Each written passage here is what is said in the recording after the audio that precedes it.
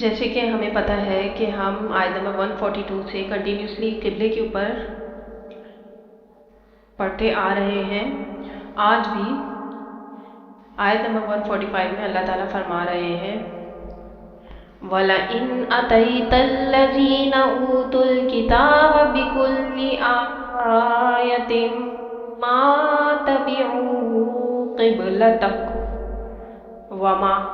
أَنْتَ بِتَابِعٍ قِبْلَتَهُمْ وَمَا بَعْضُهُمْ بِتَابِعٍ قِبْلَةَ بَعْضٍ وَلَئِنِ اتَّبَعْتَ أَهْوَاءَهُمْ مِنْ بَعْدِ مَا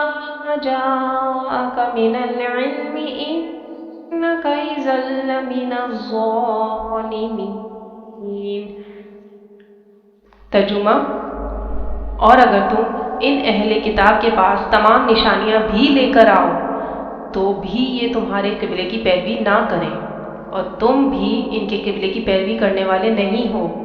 اور ان میں سے بھی بعض کے قبلے کی پیرو نہیں. اور اگر تم باوجود اس کے کہ تمہارے پاس علم یعنی اللہ کا حکم آ چکا ہے ان کی خواہشوں کے پیچھے چلو گے تو ظالموں میں ہو جاؤ گے. تفسیر: مطلب یہ ہے کہ قبلے کے متعلق جو حجت وہ بحث یہ لوگ کرتے ہیں اس کا فیصلہ نہ تو اس طرح ہو سکتا ہے کہ دلیل سے انہیں مطمئن کر دیا جائے، کیونکہ یہ تعصب اور ہٹ دھرمی میں مبتلا ہے، اور کسی دلیل سے بھی اس قبلے کو چھوڑ نہیں سکتے جسے یہ اپنی گروہ بندی کے تعصبات کی بنا پر پکڑے ہوئے ہیں،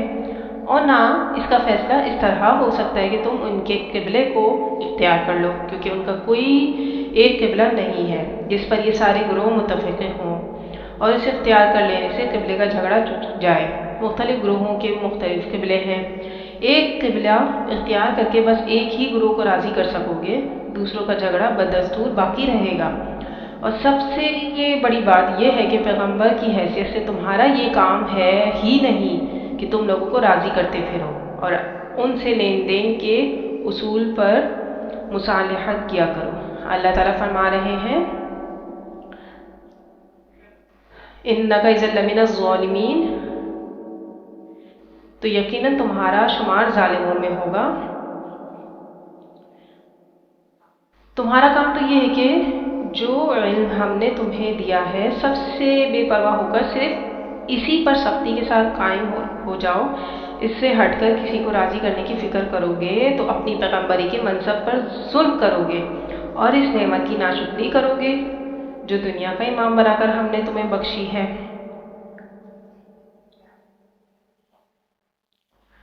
حد یہ ہے کہ یہ خود آپس میں ایک دوسرے کے قبلے کی پیروی نہیں کرتے. اگرچہ یہود و نصارہ سب کا قبلہ یروشلم ہے، لیکن عین یروشلم میں جا کر یہود ہیکل سلیمانی کا مغربی گوشہ اختیار کرتے تھے اور مغرب کی طرف رخ کرتے تھے، جبکہ نصارہ مشرق کی طرف رخ کرتے تھے، اس لیے کہ حضرت مریم سلام علیہا نے جس مکان میں اعتکاف کیا تھا اور جہاں فرشتہ ان کے پاس آیا تھا وہ ہیکل کے مشرقی گوشے میں تھا، جس کے لیے قرآن حکیم میں مکاناً شرقیًا کا لفظ آیا ہے. عیسائیوں نے اسی مشرقی گھر کو اپنا قبلہ بنا لیا. پھر آیت نمبر 146 میں ذکر آ رہا ہے الذین آتیناہم الکتاب یعرفونہ کما یعرفون ابناءہم وَإِنَّ فَرِيقًا مِّنْهُمْ لَيَكْتُمُونَ الْحَقَّ وَهُمْ يَعْلَمُونَ. ترجمہ: جن لوگوں کو ہم نے کتاب دی ہے وہ ان پیغمبر آخر الزمان صلی اللہ علیہ وآلہ وسلم کو اس طرح پہچانتے ہیں جس طرح اپنے بیٹوں کو پہچانا کرتے ہیں، مگر ایک فریق ان میں سے سچی بات کو جان بوجھ کر چھپا رہا ہے. تفسیر: یہ عرب کا محاورہ ہے، جس چیز کو آدمی یقینی طور پر جانتا ہو اس کے متعلق کسی قسم کا شک و شبہ نہ رکھتا ہو.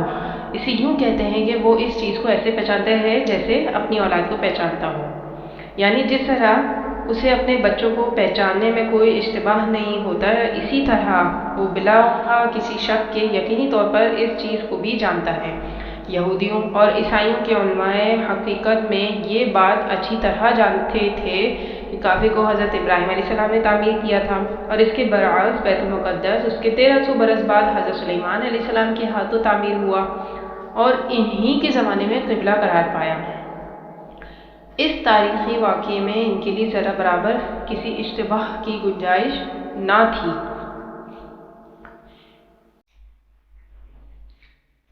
پھر اگلی آیت نمبر 147 میں اللہ تعالیٰ فرما رہے ہیں الحق من ربک فلا تکونن من الممترین۔ ترجمہ: اے پیغمبر صلی اللہ علیہ وآلہ وسلم، یہ نیا قبلہ تمہارے پروردگار کی طرف سے حق ہے، تو تم ہرگز شک کرنے والوں میں نہ ہونا۔ تفسیر: خطاب کا رخ رسول اللہ صلی اللہ علیہ وسلم کی طرف ہے اور آپ صلی اللہ علیہ وآلہ وسلم کی وساطت سے دراصل ہر مسلمان سے یہ بات کہی جا رہی ہے کہ اس بارے میں کوئی شک و شبہ اپنے پاس مت آنے دو کہ یہی تو حق ہے تمہارے پروردگار کی طرف سے۔ پھر اگلی آیت 148 میں اللہ تعالیٰ فرما رہے ہیں وَلِكُلٍّ وِجْهَةٌ هُوَ مُوَلِّيهَا فَاسْتَبِقُوا الْخَيْرَاتِ أَيْنَمَا تَكُونُوا يَأْتِ بِكُمُ اللَّهُ جَمِيعًا إِنَّ اللَّهَ عَلَى كُلِّ شَيْءٍ قَدِيرٌ۔ ترجمہ: اور ہر ایک شخص کے لیے ایک سمت مقرر ہے جدھر وہ عبادت کے وقت منہ کیا کرتا ہے، تو تم نیکیوں میں سبقت حاصل کرو، تم جہاں ہوگے اللہ تم سب کو جمع کرے گا، بے شک اللہ ہر چیز پر قادر ہے۔ تفسیر: ہم نے تمہارے لیے ایک رخ معین کر دیا یعنی بیت اللہ، اور ایک باطنی رخ تمہیں یہ اختیار کرنا ہے کہ نیکیوں کی راہ میں ایک دوسرے سے آگے بڑھنے کی کوشش کرو، جیسے نماز کا ایک ظاہر اور ایک باطن ہے۔ ظاہر یہ ہے کہ آپ نے باوضو ہو کر قبلے کی طرف رخ کر لیا اور ارکان نماز ادا کیے، جبکہ نماز کا باطن خشوع و خضوع، حضور قلب اور رقت ہے۔ انسان کو یہ احساس ہو کہ وہ پروردگار عالم کے روبرو حاضر ہو رہا ہے۔